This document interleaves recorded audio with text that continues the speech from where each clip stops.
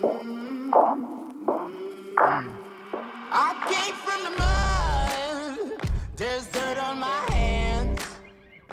Strong like a tree. There's roots where I stand. Oh, I've been running from the law. Hope they won't shoot me down soon. They sing on a sleepless night. Try to catch me howling at the moon. All right, guys, welcome to another episode of Hops and Hairsprings. This is episode 5, number 5. We've got a Peruvian special today. All right, so I'm your host, Kenny. With me, I have Justin, Gabby, and Kiko. Dre and Gabby are going to be switching. Man, a little intro by Khaleesi, or was that Khaleesi. Arya? That's good. Oh, man, Arya, Khaleesi's it's getting Arya. after it. Oh, Arya. Arya. She barks too much. I'm sorry about that, guys, but It's all good. It's all good. So the beer that we're going to be drinking today is Cusqueña. All right, Cusqueña.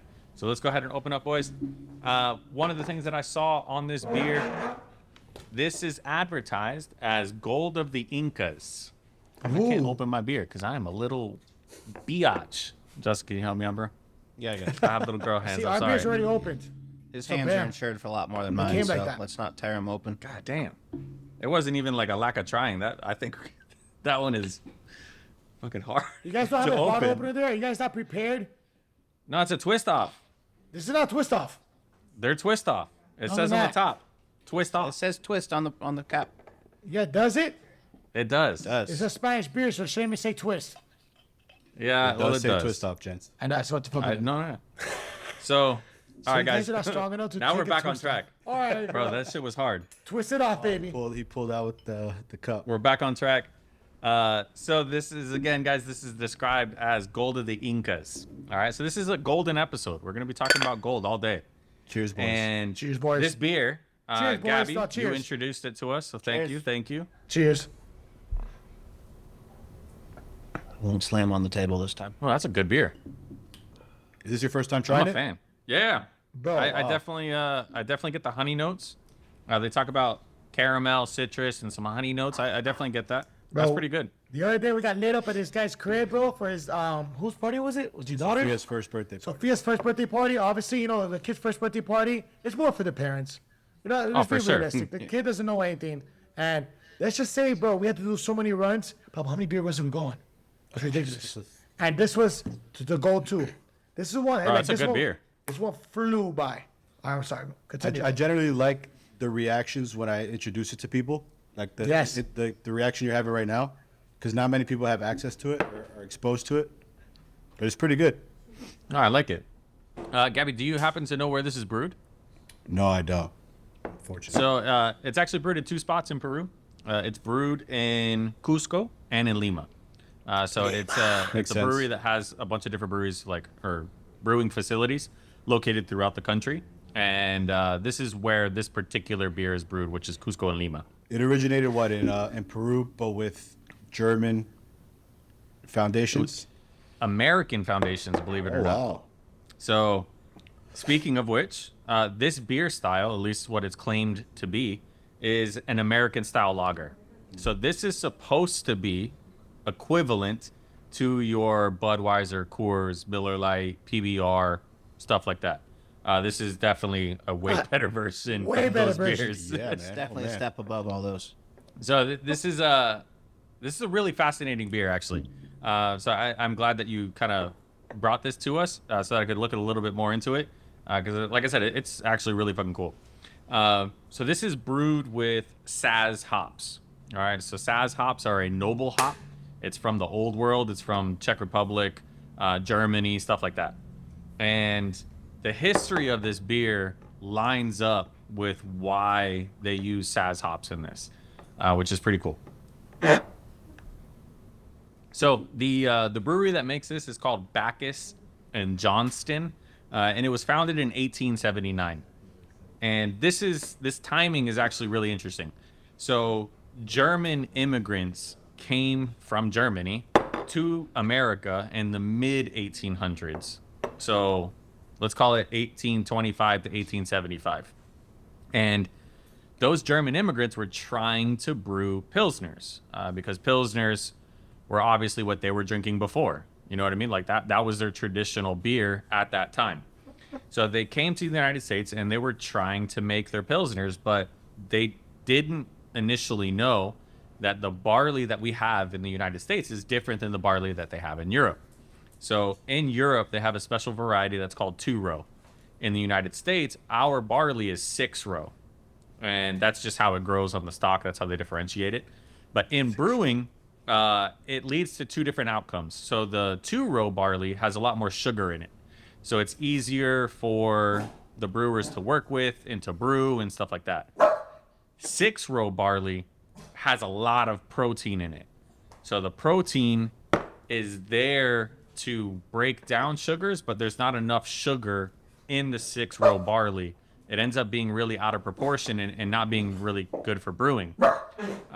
So they were able to figure out how to make it work, though. And what they did is they started using corn and rice in their beers.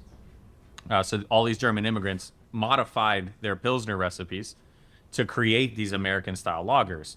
And what they use are called adjuncts. That's the term that we use for it now. So adding in these corns and sugar and rice is basically just adding pure sugar into the mix.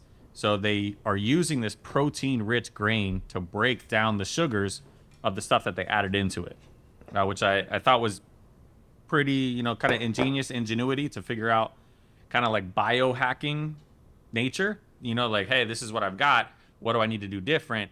And they were able to figure it out. And again, this is all done in the mid-1850s. Now, what's interesting is, again, those German immigrants would have been using Saaz hops because that's what was used in Pilsners in Germany. So then they come to the United States, they learn how to brew with the United States ingredients, and then these guys, Bacchus and Johnston, go down to Peru and use that same process to make beer in Peru. Now, what's even more interesting is because American beers, and especially American-style lagers, are used with corn as an adjunct, in Peru, I mean, I doubt that they knew this at the time, the natives of Peru, like the people of the Andes and things like that, they brewed a special drink called chicha. All right, so Gabby's shaking your head. You know what chicha is, right? Yes, I do. I'm not a fan of it. Tell me what. Unfortunately, tell me what is chicha. It's made with what, blue or purple corn? It could be any corn. It could be blue, purple, yellow. It doesn't matter. I'm not the biggest fan either. Yeah, I don't know the process of it, but I mean, not the biggest Perfect. fan. This is even better. At least you know the word. I'm gonna have you guys open up the video for Dogfish Head. So I've got ours playing, and of course I screwed up and I have an ad on mine. So we have. Man, you gotta be ready. I know. I gotta be ready. On the right. But you don't gotta get ready if you're born ready, So this is actually a pretty interesting clip. This looks at the owner of Dogfish Head and kind of their preparation I've for heard of this, making this process. their chicha. Yeah, so this process for making chicha actually has people chewing corn. This is how it was produced back in the day. Historically speaking, the women of the household, the women in the Andes, they would stay at home and they would chew literally corn and spit it into a bucket. And it would collect over days, weeks, however long it took, to break down the starches that are in the corn. So the enzymes that are in our mouth converted the sugars that are in the corn into what are called fermentable sugars. So there's enzymes that do this breakdown and conversion so that the yeast can then take the sugars that are in that corn and produce this alcoholic beverage. It's crazy. So Wait, is that what we're Back drinking at- right now? No. no. I'm good on that, bro. I'm good on that beer. So I think it was in 2014. They boil it though. It doesn't matter. bro. Correct. Well, wine. They In stop grapes with their 2014, feet. Yeah, I don't drink wine. this guy was doing all sorts of like ancient beers, and he was talking about chicha. So that's how I actually found out about chicha a while back. But yeah, like Abby said, it's boiled. So thankfully we don't have any of the bacteria and stuff that are in our mouths. But it's still a weird process. That's still a weird process, bro. I don't want all that yeast in someone's mouth. Like, could I pick the mouth? Like, if I get bet to pick the mouth, there's a different story. I mean, But it's people use their whoever. mouths, other their feet. It's fine. It's whoever's Just in as the laughing. the household. It's your woman of the house. No, I'll make the So woman do it. Yeah. Nat My is gonna woman? start chewing some corn. Start chewing some corn, woman. Bro, this guy Kiko's gonna get canceled. Never, Nat bro. should cancel him. You need the Kiko-ness in this. Just somehow, some Bro, way. You're That's it. ridiculous. I'm sorry. Ridiculous with the Kiko-ness. So I find it really interesting, like the historical perspective here. You've got these German brewers coming to the United States, bringing their hops, learning a new brewing process, then taking that to Peru, where the people there were already drinking corn-based alcoholic beverages, and then now we're introduced to a different way of drinking corn. So like now it's beer.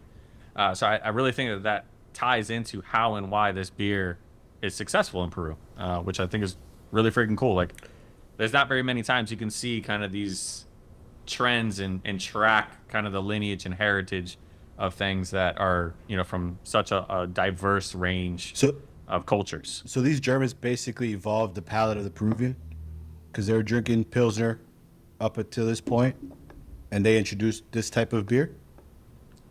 Kind of, yeah. I mean, essentially. So the Germans, they It's a had to staple beer learn. in the country. It's one Yeah. of the top. Yeah. Top 3. So this is, I mean, essentially, it's kind of German heritage through the United States. Because the United States is what introduced the corn part.